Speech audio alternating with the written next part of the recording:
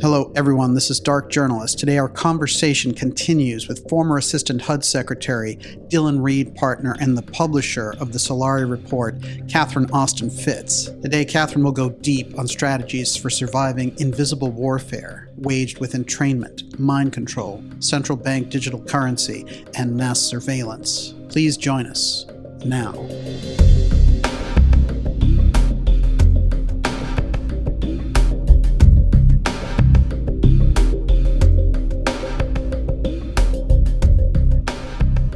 One quick thing in all that I want to ask you about, because you've pointed it out, which is there's a kind of a corridor between the official version and, say, the alternative research field looking at these things. And that corridor seems to be a kind of subsidized, $200 million Rogan show or something, where they're able to include like the mass formation psychosis, and they'll dump in the Malone. Right, so the modified hangouts. Yes. Modified hangout.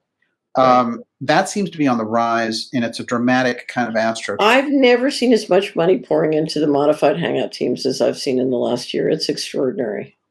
Incredible. It's really extraordinary. And they're big operations. And if you look at the copywriting, I'd love to meet the copywriters because they're good. And what's funny is if you look at, there's one where literally within 24 to 48 hours, there's a group of people that I read and really admire, and sort of my go-to people, particularly in science. Uh-huh. Whenever they come out or say something, bam, those copywriters have it in 24 to 48 hours, and they're feeding it back in various forms. They're good. I'd love to meet those guys. They're good. They're really, really good. Yes. Yeah. It's quite a team. Right. But it's funny because there's this core brain power that both sides are drawing from. Right. And I used to do this during the litigation because I would publish all the documentation. And what they didn't realize was by them using my documentation, I could tell what they were up to. So it was a great source of intelligence for me. But I would constantly publish something, and it was like a pendulum. They're over here, I'm over here, and I just keep publishing, and they just keep moving, modified, hanging their way here. And if you don't mind spending 11 years getting them over, so. Well, you have a lot of experience at this. This is why I think you can see it larger as a media trend. I even see it with Musk to a certain degree, when Musk is like, we need more free speech and all that. And then all the conservatives are like, yeah, Tucker Carlson is like, Musk is our guy. And I think to myself, God, you got in really fast on this. Like, it's pretty easy for him just to say a couple of things. Come on. I don't know. He's making the smart grid fashionable. If you look at my time, there's so many great people, and I want to listen to their stuff, and I want to learn from them. And I don't have any more time for the modified hangout of the disinformation. If one more person asked me to watch a presentation on the quantum financial system, it's like, no, I don't have. And they said, well, can you explain to me why it's not legitimate? I said, no, I'm not going to spend 2 hours unpacking this and giving it to you so you can give it to those guys, and then they can embroil me in the spider's nest of, you know what I mean? Yeah. I don't have time because what I need to do, I'm trying to find the best actionable intelligence in the world and get it to you. And that is a full-time job. I don't have time. It's one of my favorite preachers says, my elevator only goes to the first floor. He says, you're going to the basement. You have to get off and take the stairs. It's great. And I think it's interesting, too, because you have to choose your battles wisely when you're dealing with these things. Well, here's the thing. I made a command decision in 2014. I had hoped that I could go back into the investment world and go back to cooperating with the establishment, not in a close way, but in a, not be hostile. And I was hopeful we could go back to sort of playing tit for tat. And it turned out I was wrong. So, there was deep, still, I don't want to engage in conjecture, but I think it was very painful for a lot of people to what had to come out for me to win. So I don't think I don't think that pain is gone until they all just leave the planet. So I realized, okay, I can't cooperate, but I'm going to keep doing the Slayer report, and I'm just going to tell the truth. And I just kept running into headwinds where people said, "Oh, you can't talk about geoengineering because then you won't be credible, and you can't talk about you know pedophilia, you won't be credible. You can't talk." So I constantly get all these things, and the big one, of course, is you can't talk about UFOs Yeah. Oh because the yeah. financial guys will not let you talk about UFOs or black budget or any of that. And I just said, look, I'm just looking for the truth. I'm just looking for the truth. So I'm going to look at everything that has an impact on the GDP. If it has an impact on the GDP, I'm going to look at it and I'm going to Right. talk about it. I'm going to integrate it. And if you don't, then you're not looking for an economically sustainable model. And at the end of the day, what am I? I'm an investor. I Mhm. believe in investment. And investment is all about reducing your risk. And the only way you can understand and reduce your risk is to deal completely with reality. It's the old expression, deal with reality or it will deal with you. You can't invest money in something without knowing, what's up and what's down. Oh right. What's your Yeah. risk? Right. Right. If I'm going to buy a cattle ranch, I need to know 10% of cattle ranches in that area have been hit by cattle mutilation in the last 2 years, right? Yeah. Yes. Okay. That's That's, a that's oh yeah. that, That's how you get that's on a film truth. You have a real incentive. That's part of the problem. It's part of the media problem, which is the incentive isn't for the truth. The incentive is for the narrative. right. Well, the narrative, if you can control through simplistic narrative, that's what you're trying to do, and that's exactly what's breaking down because it's too simplistic. It won't work anymore. Wow. Catherine, I was talking about anniversaries. 75th anniversary of the National Security Act here coming right up. The impact of the National Security Act and the follow-on CIA Act. So, if there's one mistake we ever made, we should all get in a time machine and go back and support James Forrestal and get him to stop the 49 Act. He Right. tried, right? He Yes. tried. Big mistake. Even Truman wrote and said it was a mistake. Yeah. Oh yeah. Eisenhower said it was a mistake. They all said it was a mistake. Why did we make that mistake? Huge. Yeah, It altered the course. big mistake. So let's talk taxation. Do you have taxation there? Or you want me Yes. to pull up a copy? Pull up taxation. Okay, so we've been trying to do the big money issues, and of course the last one, because I'm always saying don't finance your enemy, but the Yes. last one is taxes. I'm just working through my taxes. I'm going to pay taxes. We're all paying taxes. I mean, if elections are rigged, then there is no representation. Why should we pay our taxes if there's no representation? And Exactly. that's the old watchword. So my attorney and I literally spent 6 months writing a piece to explain what the tax system is, an overview of how it works, and what the issues are involved in how we need to organize to deal with the fact that our taxes are going into a system that is violating the financial management laws in the extreme. So if the federal government is out of compliance with the financial management laws and is engaged in criminal activity on a systemic long-term basis, we have to do something about that. That cannot end well. So the question is, how do citizens organize to do that? And one of the things that makes it difficult is I think the citizens want to take back the government. Yeah. Don't let don't don't us make the mistake of going to work and helping the central bankers finish destroying the government. Right. Because if you look at the existing constitution and laws, we have a lot of we have a good constitution and we have good existing laws. We do not want to lose them because if we do lose them, you know, we're over into the abyss.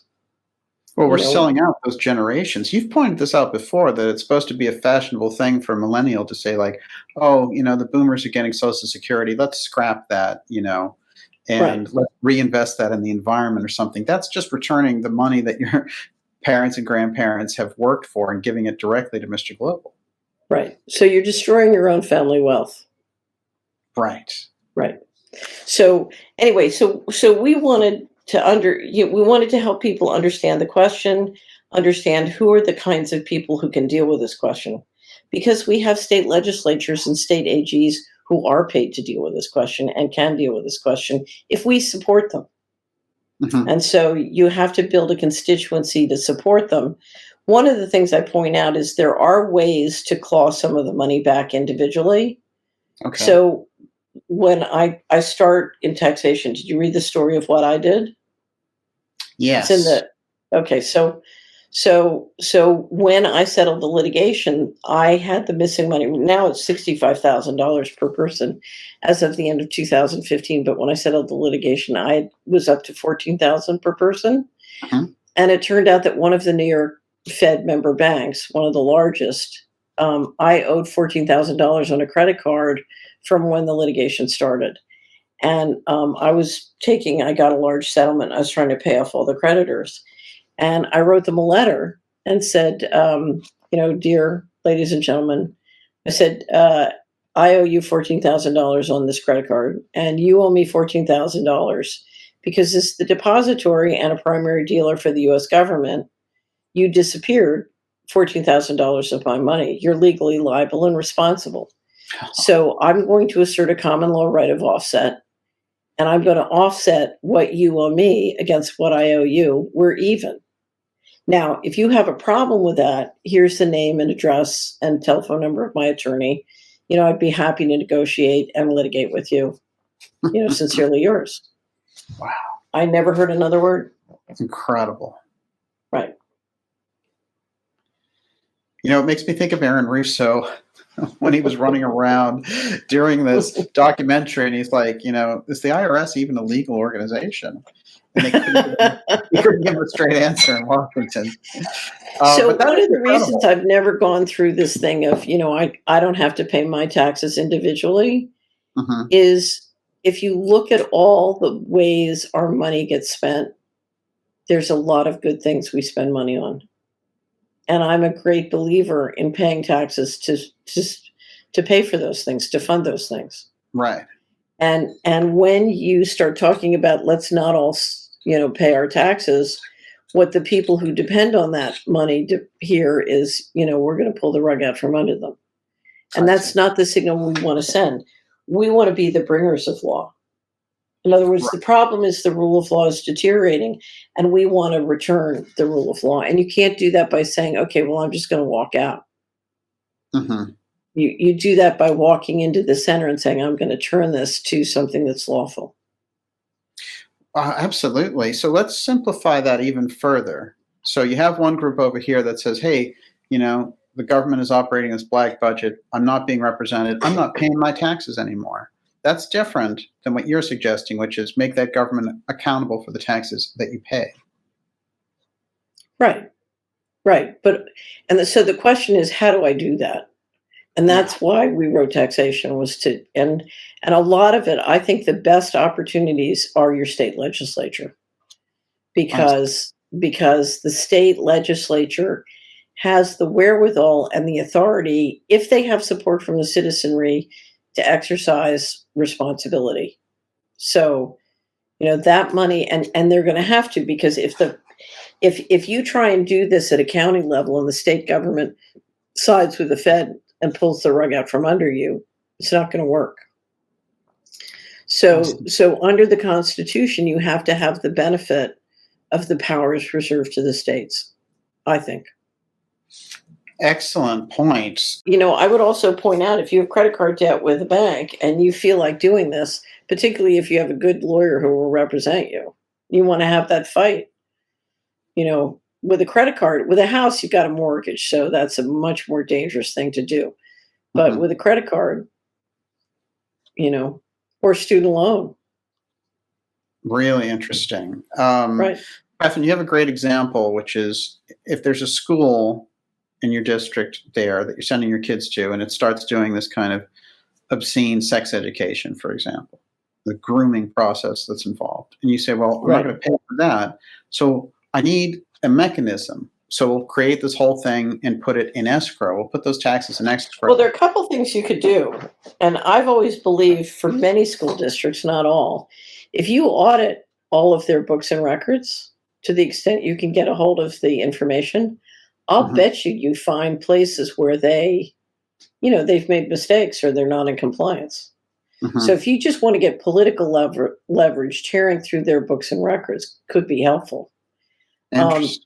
the second thing is, I do think in a school district, you could get people to escrow their taxes and make the payment condition on the school, obeying the law. You would probably have to litigate the, you Mm. know, sort of the policy issues, but I think you cannot continue to pay um, government enterprises money that are not delivering the service. Can't do it. And I mean, particularly if when it it comes to your children and religion, right, for example, yeah. right.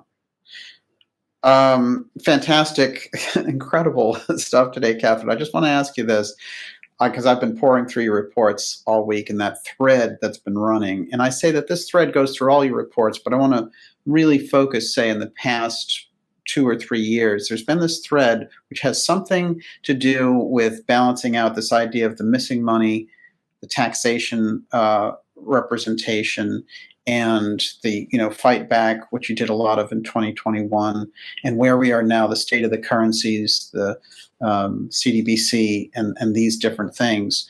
Where is it now? Where is that thread heading, and how do you see that curve? So what we've been trying to do is show you. So I'm a great believer in the primary trends. So a primary trend is a long live trend that's going to go on for a long time. So the rise of Asia or the rise of the space-based economy. And my feeling is you can watch the news and feel confused, or Yeah. you can learn the primary trends one at a time. So each quarter we try and focus on a primary trend or something about a primary trend. And if you just learn the primary trends, it's like having a coat rack. And when all the headlines come in, they're like coats and you can put them on the coat rack, right? Right. So if you Right. understand the 20 primary trends, then all this stops being noise and just kind of, it fits within those 20 buckets and things are very easy to understand. So our job at the Solari Report is to get you to understand those deeper trends. And as the noise is filling up the news, what we want you to see are the big economic and financial and political realities that are really controlling. So you don't have a mass hypnosis problem in the United States. You have a $21 trillion is missing problem, and they're trying to make you crazy instead of, Yeah. getting your money back. Okay. Yes. So if you're lost in virtual reality in the metaverse, you won't ask for your $65,000 back, right? Exactly. Right. And you won't notice when they take your kids, right? You're off in the metaverse. So so we're trying to focus you on the big economic and financial realities that are driving, including all these media distractions. And so you can see the big things that are going on. Yeah. So I come back to actionable intelligence. What is it important for someone to know? Right. Now, Mhm. so we're trying to create a framework and focus them on the real problems so that they can navigate them. In other words, I want you to know the news while there's still time for you to do something about it, right? Wow. Yes. Turn the boat before it hits the iceberg. Now, if you say, where are things going? The challenge each of us has is the number of scenarios of where things could go are just mind boggling in terms of what could happen. But we know some things. We know food, energy, shelter. it is very possible, or almost a certainty, that prices are going to go up and quality is going to continue to deteriorate. And the question for you is, how are you going to deal with that in your family, in your personal life, in your business?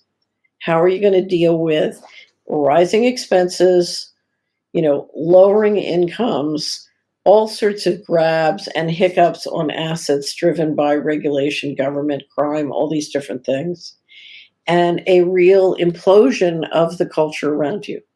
How are you going to deal with that?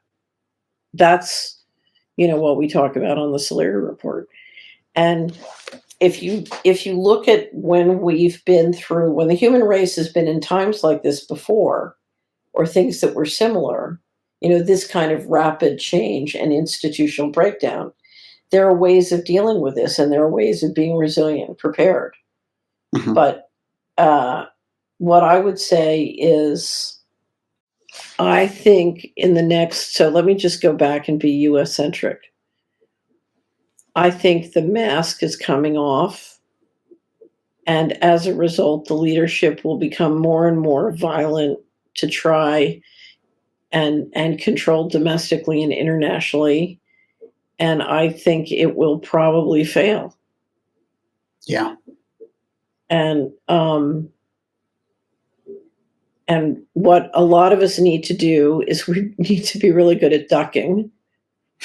And while we're ducking, we need to rebuild. So each person is different. Everybody's situation is different. But each one of us needs to do everything we can to withdraw from that which is not productive and build that which is productive and learn to protect it. So one great story in the Bible is Nehemiah, where the wall that protects them from the bad guys gets broken. And so they have to rebuild the wall while they're still fighting. And there are a lot of songs about this where you've got a weapon in one hand and a tool in another, and you got to build and fight at the same time. You're and right, that's where that's where we are. That's where we are. Incredible. The best tool in this war, besides prayer. The best tool is prayer. If you come into Solari, we have a complimentary prayer book. So we send it out to anybody who wants one, or it's just PDF. You can print it out. But the hardest thing to do in this environment, I hate to say it, is if you look at what happened to me between 1996 and 2006, now it's happening to everybody. So sometimes I feel very sadly like, oh, welcome to my world. Yeah, right. Right? Yeah. So it's called the black neighborhoods call it the beatdown. So we're all on the beatdown now, right? So the hardest thing in a situation like this is, where do you invest your time? Yes. What do you do? How do you do it? So I went through a long period when I couldn't go to a hospital or a doctor. I had to, the only options I had were do it yourself. And so the hardest thing was, well, what do you try? And there are always thousands of options. And so what I found was the single most efficient navigation tool was prayer. Wow. And in prayer, you really can ask for help, and you really will get it. And one person said wisdom is woven throughout the fabric of the universe, and you just have to tap into that wisdom. The other thing that helps tremendously is just clean out of your life. We have a great article called Coming Clean. Just clean out of your life people and institutions that don't have integrity, because they eat up a huge amount of time. Wow. All you need is one bad dog to make a mess. Yes. And, get the mess out of your life. So that's dramatic. How much impact one person or one institution can have on you. Well, here's an interesting story. I'll give you a perfect example. When, as you know, during the Bush administration, I had an absolutely dreadful experience with the New York Times that persuaded me they were a criminal enterprise. And then during the Clinton administration, I had a similar horrible experience with the Washington Post that persuaded me they were a criminal enterprise. And when that happened, I said, fool me once, shame on you. Fool me twice, shame on me. And that's when I said, I will never spend an hour again talking to corporate media ever. They're out forever. I will talk to people. Somebody has a question, so I was doing these radio shows. People would email me questions and I'd email the answer. And I never spent another 5 minutes trying to talk to anybody in corporate media. I wouldn't respond. I wouldn't, they're out forever. And I watched all these great people spend years trying to earn their way back into, like they were just praying they could get back in and get attention, and they wasted a huge amount of time. And my process of answering questions grew into the Solari report. Amazing. And then it grew into an investment advisory business. And I never looked back and I never paid any attention. And it was because I put all my time into following the thread of helping people with their real questions. And it was the smartest thing I ever did. And all the people who kept trying to get back in, broke their hearts. It was horrible to watch it. But, there was no way back into that world, but you took the opportunity, and by taking the jump, you opened up something completely new.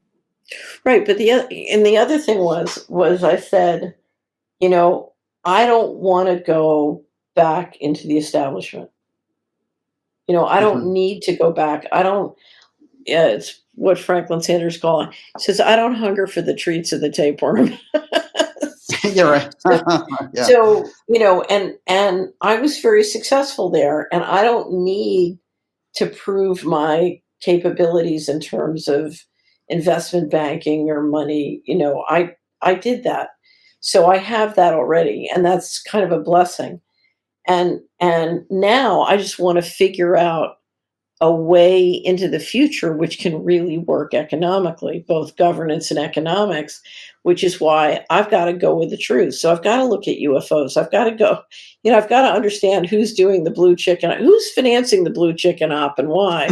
One of my favorite days was the day I put out, I was still on Twitter at the time, and I said, you got an account at Fidelity, you got an account at BlackRock, you got an account at Vanguard. Go ask those guys with their treasury positions why they're financing the blue chicken avian alien op.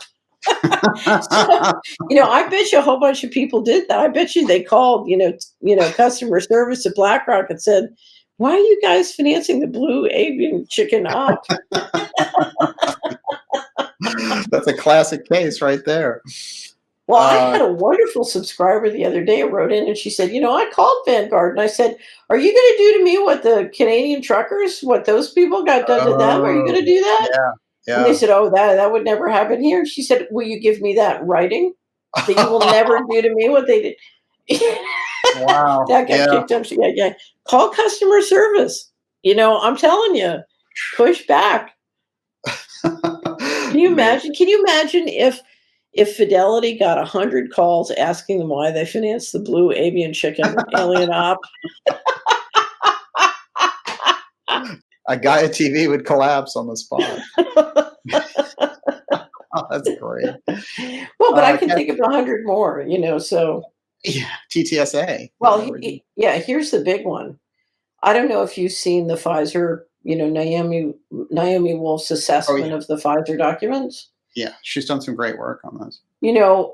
Having investors call all their money managers and these funds and say, what is the implication to me as a shareholder?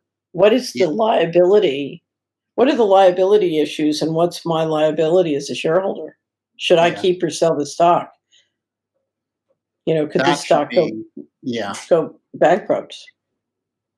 This should be out there and triggered right through her analysis of the documents. Those people should use that as a basis.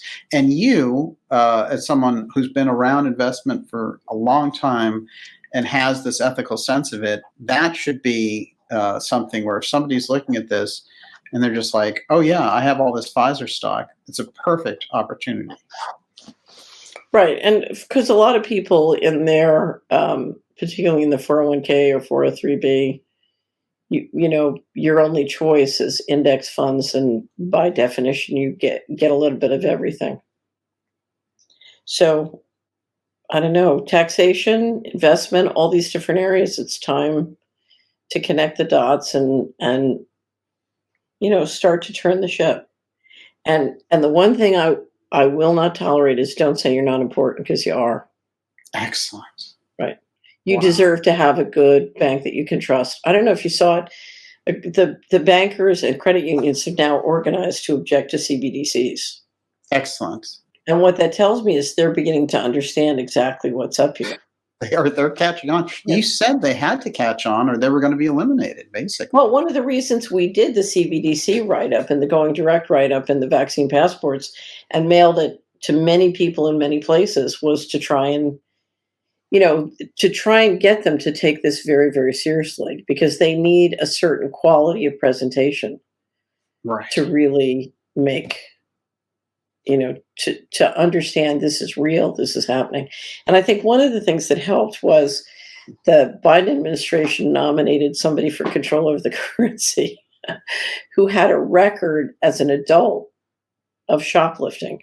Yeah. Yes. And John Titus, God love him, made a video called "Sticky Fingers Omarova," and it showed her shoplifting these pocketbooks that she had shoplifted. Anyway, but she had written an article for Vanderbilt Law Review, which describes what she's proposing in terms of CBDC, and the way she describes it is absolutely the most terrifying thing you have ever read. God bless her for being willing to put it, in writing. And I think that process of getting her stopped, she was stopped. The process of getting her stopped got all those guys to really read what these guys are talking about. And they Incredible. said, yeah. So let me just end on this note. And, whether you're seeing the bankers and credit unions come up, or doctors or scientists, you have so many different groups pushing back. Mhm. But what they're all doing is you're slowly beginning. It's what Andrew Wakefield described. You're slowly awaking a sleeping giant of the productive people globally who want to say, we just want to be productive. And we can't be productive, in bizarro world. And I think there's finally a recognition that the psychopathy at the global level is as serious as it is. I mean, it's interesting. I didn't watch Kissinger's comments, but what you're describing is even Kissinger is describing the neocons as deranged. It's remarkable. It is. I think that is like, it's one of those lines in the sand. It's like when they banned the president off Twitter. It's one of those signs that just, you're too far off the rails at that point. Catherine, incredible. Well, what Kissinger just announced was that we've lost. That's what you're saying. Right. Right. That makes sense. That's the interpretation. Right.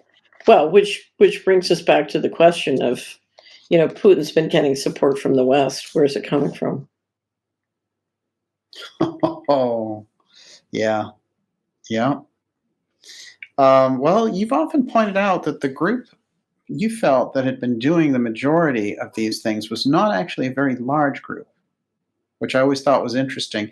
People portray many of these things as this huge monolithic, somebody that's coming out to get everyone. But you always said, it's not really like we're talking about a lot of people. I don't think so. I don't think. I mean, if you look at how it rolls out, it involves a lot of people. But if you look at who's making the most important strategic decisions for the central banks or the insurance industry or the big equity investment, it's not a lot of people. Incredible. Wow. Catherine, fantastic to see you. And of course, the reports are an incredible education and so timely now. And I think, the world is catching up to the reports finally. But about crucial I timing. promise if we grow more, we'll finance comic books. That's my. No, I love comic books. I grew up on comic books. I believe in comic books. One of the reasons I got an A in Shakespeare in college was I had all the classic comic books. So, I'd love to be able to make a comic book for every wrap up. That would be great. That's a fantastic idea. Yeah. But it's great to see. I'm reminded of a Steiner quote to round everything out, which is about the war of all against all. And when I think of that's thing that they're trying to roll out, it's that war of all against all. It is. Yeah, It is. It is. Bucky, what was it? What's his name? Buckminster Fuller. Yeah, Buckminster Fuller called it the grunch. Yes. Yeah, the grunch. That's what we'll call this episode. That's what we have to do. We have to find a way to keep our state of amusement and find coherence. We during the litigation, when things were really bad, very dire, we created something called the Solari Beauty Tool.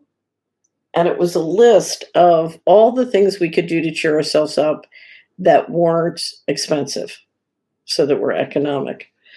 And we literally had like a 3-page document, which was a list of just all these things we could do.